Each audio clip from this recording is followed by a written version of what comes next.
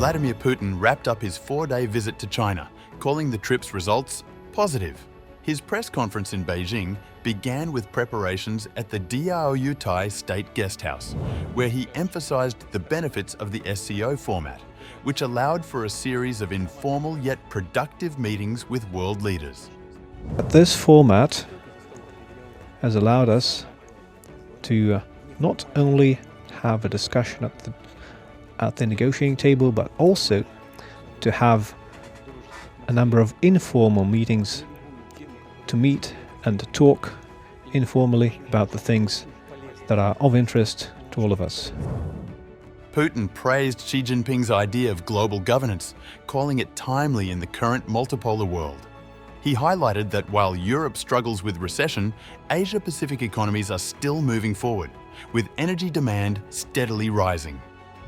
And despite the fact that there is a recession in many countries, such as the leading European economies, still the global economy is moving ahead, especially in the Asia-Pacific. And energy demands are growing, and that includes the Chinese economy, which is still one of the locomotives of global economic development. The Russian president also spoke extensively about Ukraine.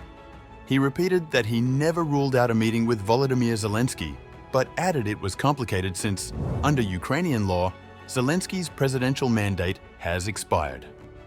In accordance with Ukrainian constitution, now there may be different opinions about this, but you can just go and read the actual text of the constitution. There is no way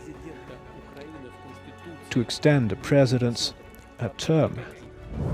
Putin stressed Russia is not fighting for territories, but for the rights of people who voted to join Russia in referendums. He said Ukraine must respect democratic choices and reiterated that NATO membership is unacceptable for Moscow.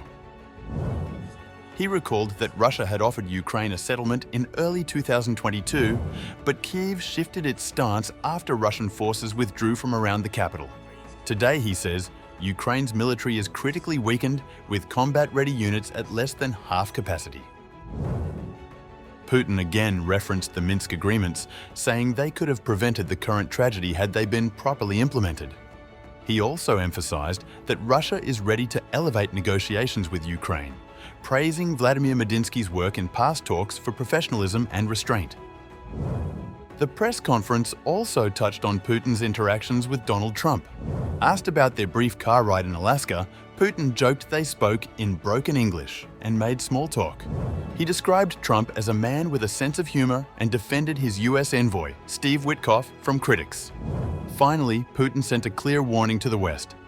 The colonial era is now over.